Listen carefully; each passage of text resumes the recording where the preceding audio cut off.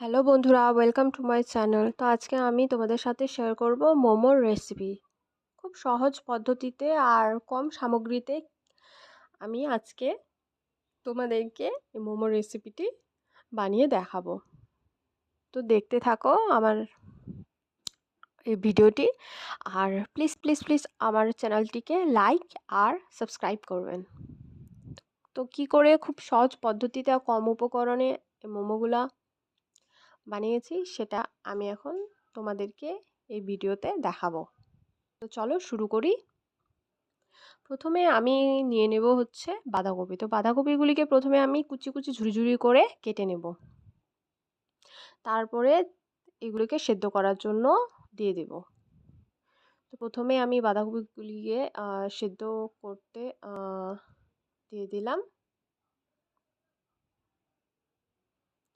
বাঁধাকপিগুলিকে সেদ্ধ করার জন্য প্রায় 5-10 মিনিটের জন্য ঢাকনা সহকারে রেখে দিলাম। তারপরে এদিকে আমি এখন ডোটা বানিয়ে নেব। তো ডো বানানোর জন্য আমার এখানে ময়দা লাগছে হচ্ছে 2 কাপের মতো।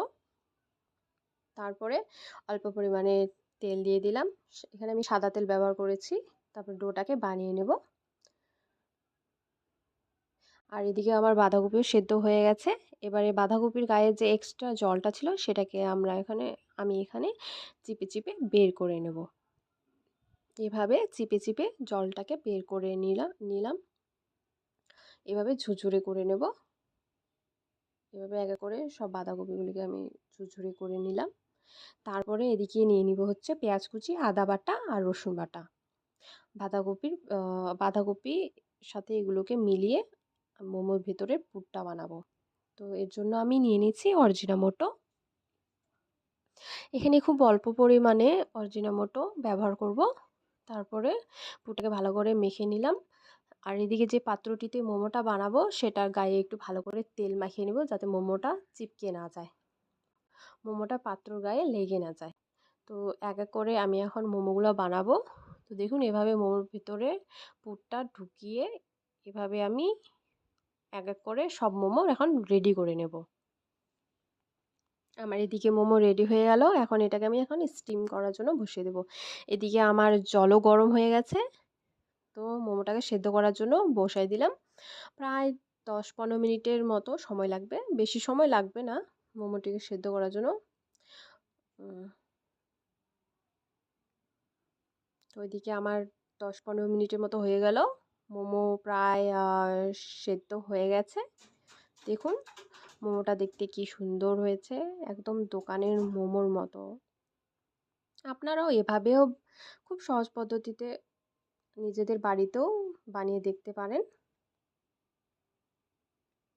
এটা দেখতেও যেমন সুন্দর, খেতেও তেমনি খুব টেস্টি হয়। এবারে এক এক করে মোমোগুলোকে প্লেটে নামিয়ে নেব।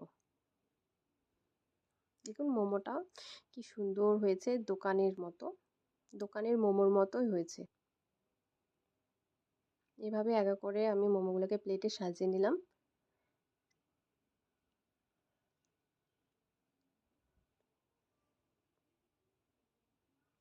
আর একটা মোমো আমি এখানে আপনাদেরকে দেখাচ্ছি, যে ভেতরটা কি সুন্দরভাবে সেদ্ধ হয়ে গেছে, খুব ভালোভাবেই সেদ্ধ হয়েছে।